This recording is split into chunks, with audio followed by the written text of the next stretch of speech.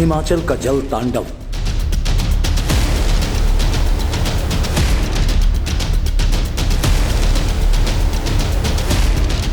महातबाही मचा डाली।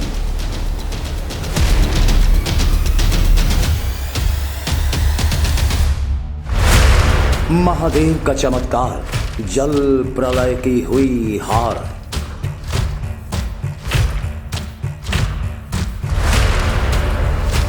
कहीं मचा कोहराम, कहीं है त्राहिमाम।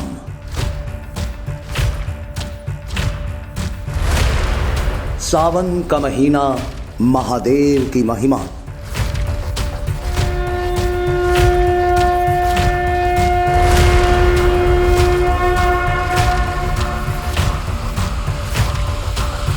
बाढ़ और बारिश का कहर कुछ ऐसा था कि सब कुछ बह गया। हिमाचल प्रदेश में ट्रक और गाड़ियां तिनके की तरह बहती हुई नजर आई, लेकिन महादेव का मंदिर रह गया। पंचवक्त्र महादेव मंदिर का बाल भी बांका नहीं हुआ। अजबवादियों की गजब दास्तां में आज हम आपको शंभू के चमत्कार की वो लीला दिखाएंगे जिसके आगे जल प्रलय ने भी हार मान ली। हिमाचल प्रदेश की तस्वीरें देखकर आप भी कहेंगे, हे भगवान, इतना कोहराम।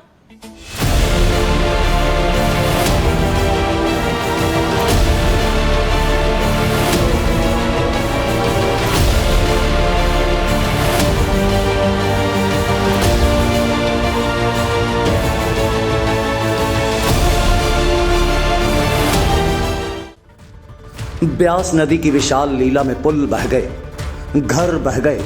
सामने जो कुछ आया बहाव अपने साथ लेता गया।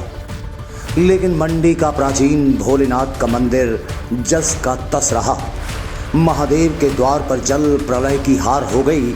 जब हम मंदिर पहुंचे तो तस्वीरें हैरान करने वाली दिखीं। जब यहाँ पर ब्यास ने अपनी तबाही मचाई हुई थी तो उस वक्त पूरा ये, मैं इस वक्त पहले आपको दिखाना चाहूँगी, नंदी महाराज को मैं यहाँ पर दिखाना चाहूँगी।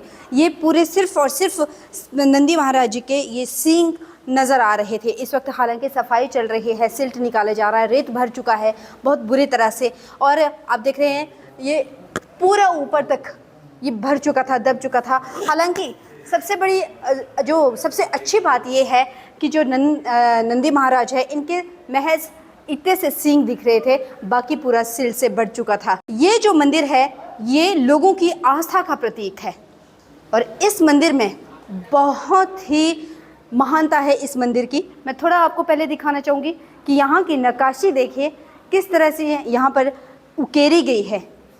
नंदी महाराज यहाँ पर स्वयं विराजमान, और यहाँ से हम अंदर जाएंगे तो हालांकि दर्शन तो नहीं होंगे। जो सबसे पहले मैं आपको बता देती हूँ कि इस मंदिर की, यहाँ पर जो मंदिर पंचवक्त्र महादेव, पहले आपको बता देती हूँ कि पंचवक्त्र महादेव क्यों है, इनका नाम पंचवक्त्र महादेव क्यों पड़ा, क्योंकि इनका ये 5 स्वरूप में यहाँ पर विराजमान है। हमारे साथ यहाँ पंडित जी भी है। पहले हम आपको पंचवक्त्र महादेव जी के दर्शन यहाँ पर करवाएंगे। आप हमारे चैनल के माध्यम से शायद ही अभी तक किसी ने ये चीज़ दिखाई होगी। हम आपको अपने चैनल के माध्यम से पहली बार ये चीज़ दिखा रहे हैं। आप देख सकते हैं, हम चारों चार जाएंगे। आप ये तस्वीरें हम आपको दिखा रहे हैं। यहाँ पर पानी ही पानी, सिल्ट ही सिल्ट है। और सबसे बड़ी बात ये है कि जो भगवान पंचवक्त्र महादेव यहाँ पर 5 स्वरूप में है, वो यहाँ विराजमान है।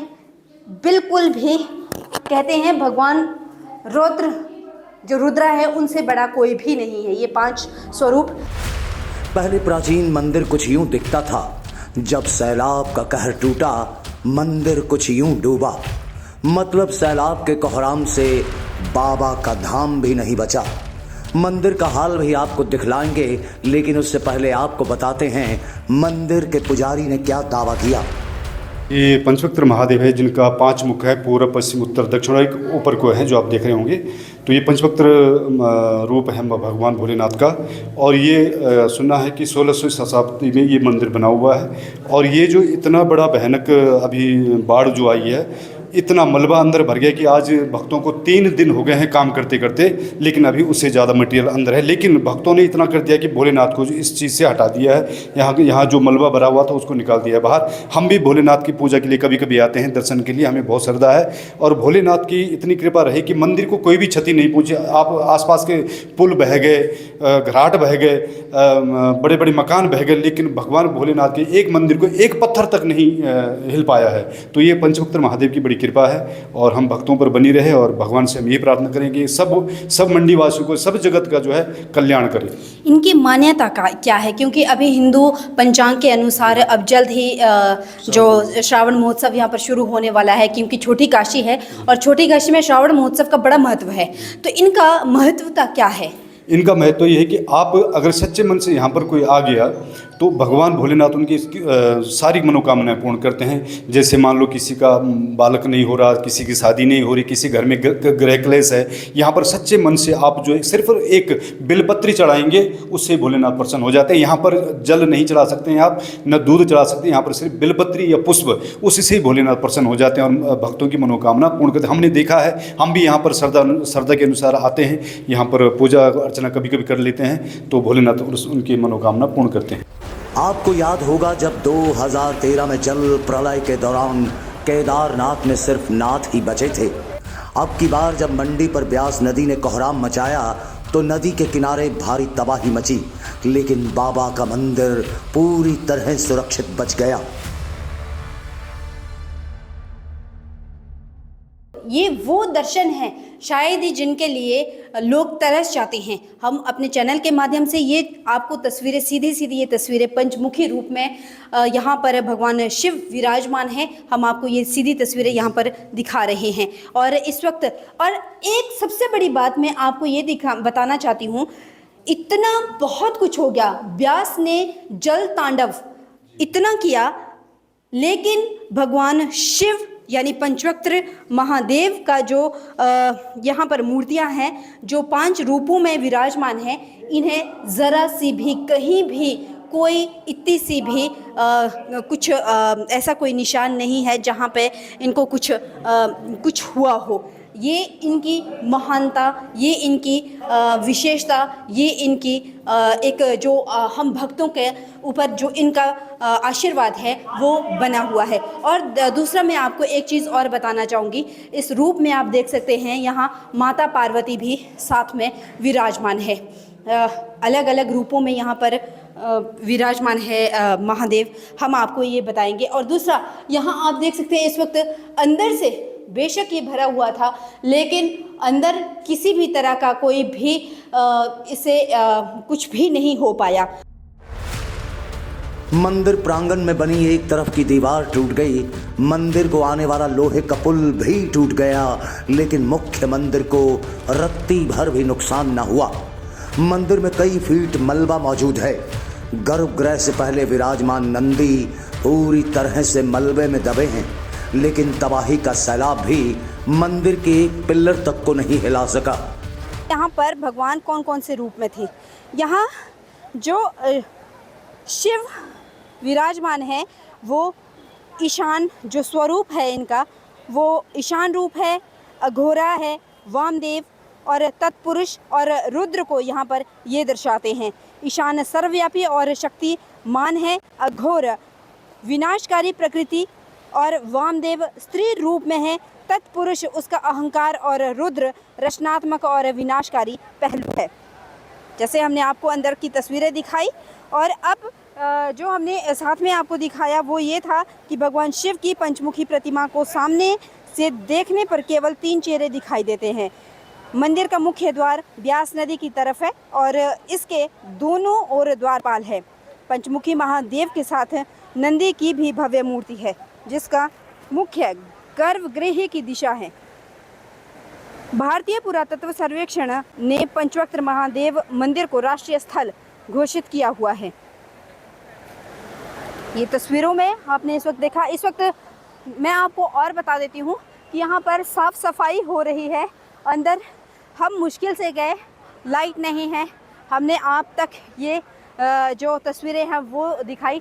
और मैं थोड़ा आपको दिखाना चाहूँगी ये ब्यास, जिस ब्यास ने तांडव मचाया हुआ था, जिस व्यास ने पंचवक्त्र मंदिर में भगवान महादेव की मूर्ति को ढक लिया था। नंदी महाराज पूरी तरह से ढक चुके थे, आधा मंदिर ढक चुका था।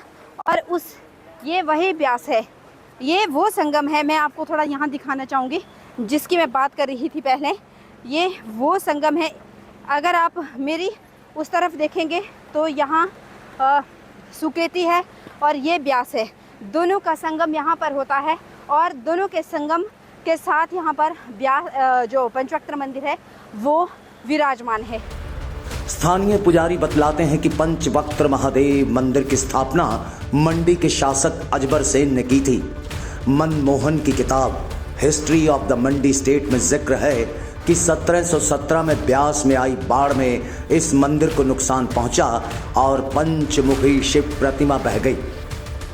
बाद में राजा सिद्धसेन ने मंदिर का जीर्णोद्धार करवाकर नई प्रतिमा प्रतिष्ठित की, लेकिन पुरानी प्रतिमा का क्या हुआ, यह आज तक रहस्य बना हुआ है।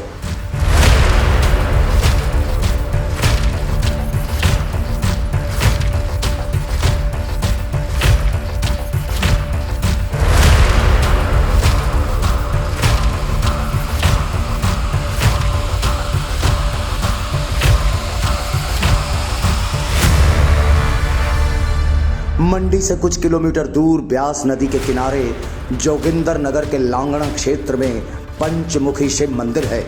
लोगों का कहना है कि यह प्रतिमा ब्यास नदी में बहकर आई थी। कई वर्षों तक यह मूर्ति खुले आसमान के नीचे ही रही। बाद में एक छोटे से मंदिर का निर्माण कर इसे स्थापित किया गया। क्षेत्र में फैली किंवदंतियों के अनुसार यह मूर्ति पंचवक्त्र महादेव मंदिर से ही बहकर वहां पर पहुंची थी। हालांकि इसके कोई पुष्ट प्रमाण नहीं है। ब्यास किनारे बना मंदिर हर मॉनसून सीजन में जलमग्न हो जाता है।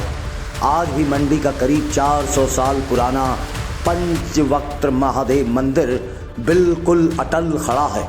मंदिर के चारों तरफ पानी बह रहा है, लेकिन मंदिर की इमारत पूरी तरह से अडिग है। पंचवक्त्र महादेव जो कि शास्त्रों में आता है, ये 5 मुख हैं श्री भगवान शंकर के। श्री तत्पुरुष महाराज, श्री सद्योजात महाराज, श्री वामदेव, श्री अघोर, इस प्रकार से श्री ईशान महाराज। ये जो 5 वक्त्र है, ये आस्था के प्रतीक है। इसमें प्रभु ने काफ़ी विकराल रूप लिखा आता है। ये श्री ऋषभ देव महाराज हुए हैं, उन्होंने इसके बारे में काफ़ी कुछ बताया हुआ है, जैसे कि कुल्हाड़ी हो गया, भगवान शंकर का हथियार है, स्फटिक माला होती है, वेद होते हैं और वर्षा होता है। इस प्रकार से ये अपनी प्रभु जो होते हैं, अगर आस्था का प्रतीक है, अगर हम श्रद्धा के साथ, भक्ति के साथ इनकी उपासना करें, इसका अर्थ ये नहीं कि हर बार जैसे कि हम वहाँ पे जाएं ही, हम सच्चे मन से कहीं से उनका स्मरण करेंगे, हमारी रक्षा कर सकते हैं। पंचवक्त्र महादेव मंदिर ने बंगला मोहल्ला से निचले का जितना भी एरिया था वो उसी मंदिर की बदौलत बचा, नहीं तो शायद आज हम जीवित ना होते। मंदिर ने इस ब्यास नदी का पानी को इतना कंट्रोल किया हुआ था कि सामने वाले घरों को कोई भी नुकसान ना हुआ, जिसके कारण आज हम सेफ हैं। आज नहीं, ये कई वर्षों से हमें बचाता आ रहा है। इसलिए हम बाबा भोलेनाथ का और बाबा भूतनाथ, एकादश रुद्र मंदिर, त्रिलोकीनाथ, हम इस भोलेनाथ के आभारी हैं। हमारा जो पंचवक्त्र मंदिर एक आस्था का स्थल, ऐसे पंचवक्त्र मंदिर हम सभी के लिए है। हम देखते हैं कि किस तरह से बड़े बड़े जो मकान और पुल जो आज की टेक्नोलॉजी के द्वारा बनाए गए, वो उस पानी के सामने नहीं टिक पाए, पर लेकिन पंचवक्त्र मंदिर एक ऐसा आस्था का केंद्र है जिसके द्वारा हम लोग देख सकते हैं कि किस तरह से कितना पानी के अंदर डूबने के बाद भी आज वहाँ पे यदि हम जाएंगे तो 6 से 7 फुट की सीट जो अभी भी वहाँ है। पर लेकिन उस पंचवक्त्र मंदिर को हिलाने वाला ऐसा कोई भी आज तक ऐसा कभी नहीं हुआ कि उस पंचवक्त्र मंदिर को जो किसी प्रकार की हानि जो है इस बाढ़ के पानी से हो, चाहे यहाँ पर किसी प्रकार की तबाही आज जो है यहाँ पे देखने को मिल रही है। इस प्रकार से पंचवक्त्र का मंदिर जो है हमारा, वो आस्था का केंद्र है।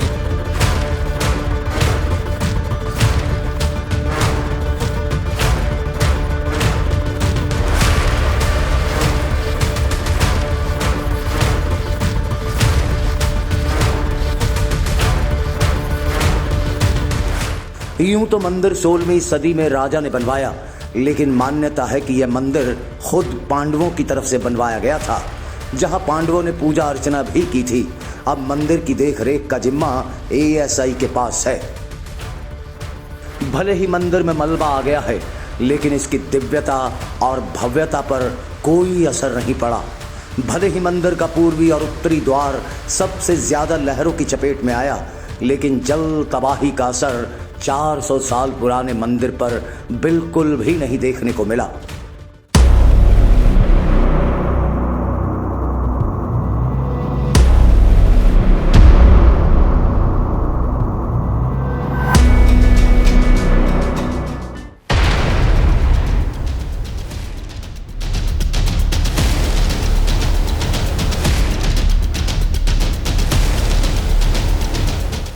कुल्लू में कुदरत के कोहराम की तस्वीरें आपने देखी।